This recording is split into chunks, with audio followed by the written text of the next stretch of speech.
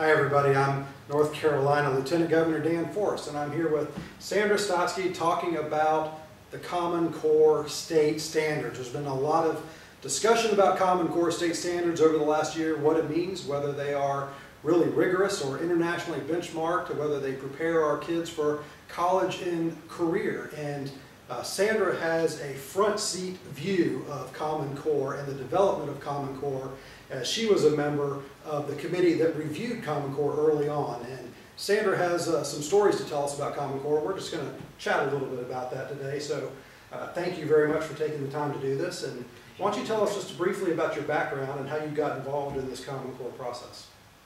It all started over 10 years ago when I was in the Massachusetts Department of Education, and I was the one responsible for revising or developing all of our K-12 standards in every subject. Go forward now, and I am on Common Core's Validation Committee in 2009, where I am expected to look at draft after draft of Common Core standards and be able to determine whether they are internationally benchmarked, research-based, and rigorous. And they were none of the above, and so at the end of the year, I refused to sign off on the form that I was given to attest that they were supposedly all of those things, and they weren't. Now, at the time, Massachusetts had some of the highest standards in the world, and they were both in math and science, and I'm assuming English language arts as well. And so you obviously come from a background of understanding what rigorous standards are and what good standards are. So what led to this process of these standards, in your mind, not being able to be validated? They could not be validated as first-class standards, and I will talk mostly about English language arts because that's my background, and I'm not a mathematician, but I do know the issues in mathematics. The English language arts standards had almost no content. They could not serve to frame the development of an English language arts curriculum very well. They were mainly skills. I kept pointing that out for 4 years now. I've been talking about the problems in those standards. They had more writing standards than reading standards, which is backwards. That is not how an English language arts standards document should be written. They also had a reduction of literary study and required an increase in something called informational texts or nonfiction. And this damages the English curriculum at all grade levels. Tell us why that's important. Why is it important to have more of a focus, say, on classical literature than informational literature, informational text? What does that mean to the students as they develop through their school career? What students need is a developmental continuum in their reading portion of their English class of works that challenge them with difficult sentences, difficult vocabulary.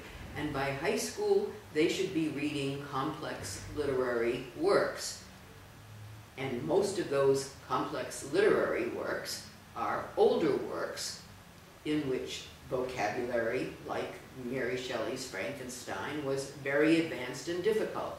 This is the sort of thing that prepares them for college reading. But there's more to it than just the vocabulary. It's what English teachers do with complex literary works. They teach kids to read between the lines, and in reading between the lines, they are developing students' ability to do analytical reading and analytical thinking. That's where it gets developed. So by reducing the amount of complex literary work that students read, they are reducing opportunities for kids to become good analytical and eventually critical thinkers. To some degree, I would assume that that's already happened. I've talked to students out there, I've talked to parents who will tell me that their students don't even read books anymore in high school. They'll read even excerpts from the classics. Why has that happened? Why have we dumbed down the reading at our high school level to a degree that now we're talking about informational texts being a suitable replacement for classical literature? That is a very important question because the decline has been going on for almost 50 years. And part of the reason for the decline, there are cultural factors. Kids go into video games, they do other things with their spare time, they do not spend as much time reading on their own. And reading is like a musical instrument or sports. You've got to practice, and if time for practice isn't put in, then you're not gaining as much skill as you should. Reading, it's important, and kids have done less and less reading over the decades, and so teachers, to adapt to the lower level of reading skill, have in many cases simply given easier works. So by the time kids get to high school, they're reading at the 5th and 6th grade level. They're not capable of going on and reading difficult college level textbooks which are written by adults for adults.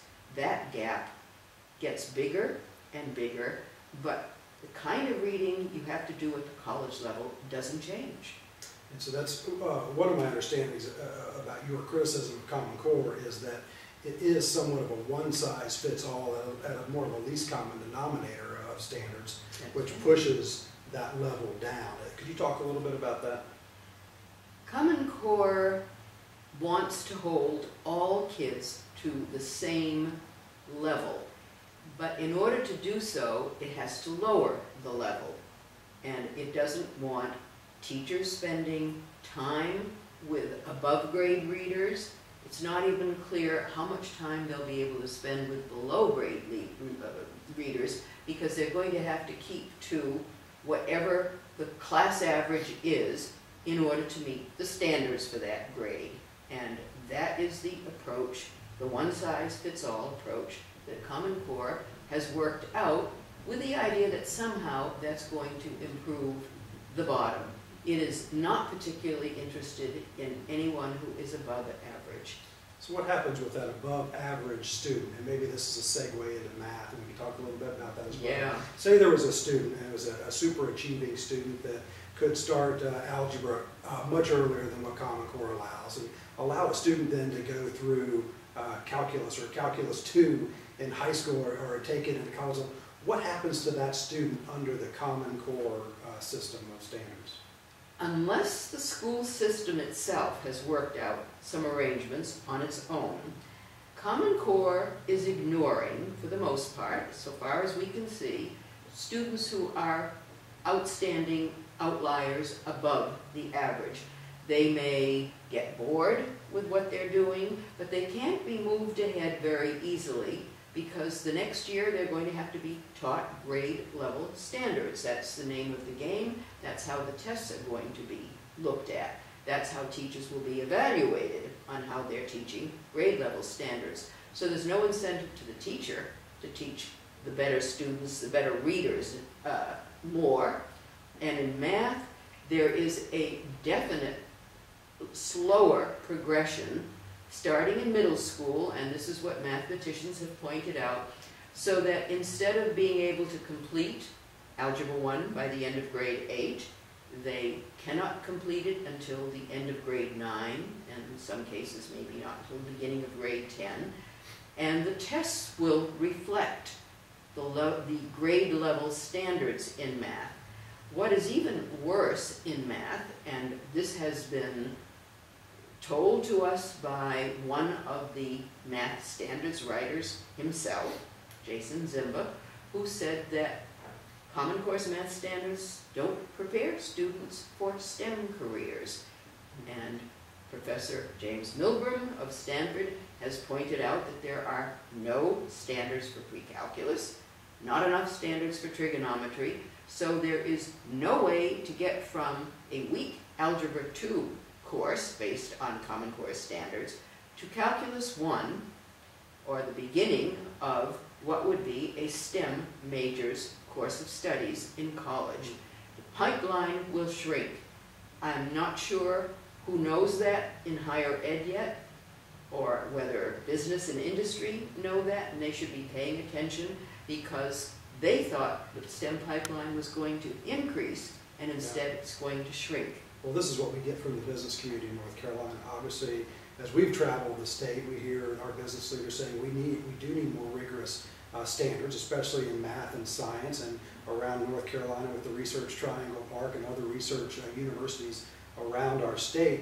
These businesses are expecting that we're going to be producing more and more and more graduates for STEM to meet that pipeline need. And Right. what I'm hearing you say is that Common Core is not preparing our students for STEM. It is deliberately not preparing our students for STEM. Why, we don't know, and that is a $64 question that should be directed towards the standards writers and to the two organizations that develop these standards. But we also should ask why U.S. Chamber of Commerce and other business groups aren't asking their own higher education faculty, the people who will be teaching North Carolina's students, a diminishing number of them in higher mathematics and science courses and in engineering, because it's not clear where they're going to come from if they're not coming from North Carolina's own high schools. You know, when we signed up for the Race to the Top grants in North Carolina, the $400 million that we received to do a number of things in North Carolina, part of that application said in the first several pages that we are signing up because it's our understanding that these standards are more rigorous and they're internationally benchmarked. And those terms have been used a lot and they're thrown around a lot. Nobody has really been able to define rigor in this case with Common Core, and internationally benchmarked is my understanding that they weren't internationally benchmarked. Could you comment on those two things, rigor and internationally benchmarking? They can't be rigorous if they don't prepare students for STEM. That's almost a self-definition, because any advanced industrialized country makes sure that some of its students, at least the top 30%, are able to get into a STEM major. So these standards in mathematics and in English can't be considered rigorous. This is just a word that's tossed out. And part of the problem in challenging anyone who says they're rigorous is that very few people know how to read a set of math standards at the high school level. As far as international benchmarking, I have been asking for 4 years now for the names of the countries. That's all I want. And I haven't been able to get the names of the countries with which we are benchmarked. I am told which countries were reviewed, which countries were documents were consulted, which countries we were informed by, but that could mean very simply that these documents were gathered together and put in a bottom drawer. I know that trick. So we still don't have anyone telling us the names of the countries with which we are benchmarked. Is there anything else that we should know about Common Core before we wrap up?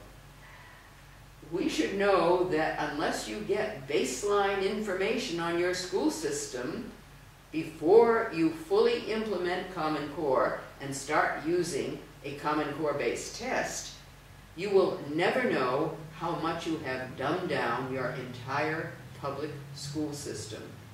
For what? We don't know yet. What would you, do you have a thought on that, a baseline test for North Carolina? What would North Carolina do to pick a baseline now that we're this far? North Carolina might well, before it goes any further with large-scale statewide testing, use something like one of the norm reference tests, our Iowa Test of Basic Skills. There might be one or two others that have not yet been aligned with Common Core, and find out where its students are on that test. And then in 5 years, give the test again to see where you are. You've got to have baseline data. Sure. Good businessmen, researchers all understand the issue, and that would be a wise investment for the coming year for North Carolina before it does anything more, if it abandons Common Core, if it revises Common Core, and decides to adopt first-class standards in math, science, and English language arts. Ms. Sandra Stotsky, thank you very much for your time. Thank you for spending time with us today to talk about Common Core, and I hope we'll have another opportunity in the future. Thank you for inviting me.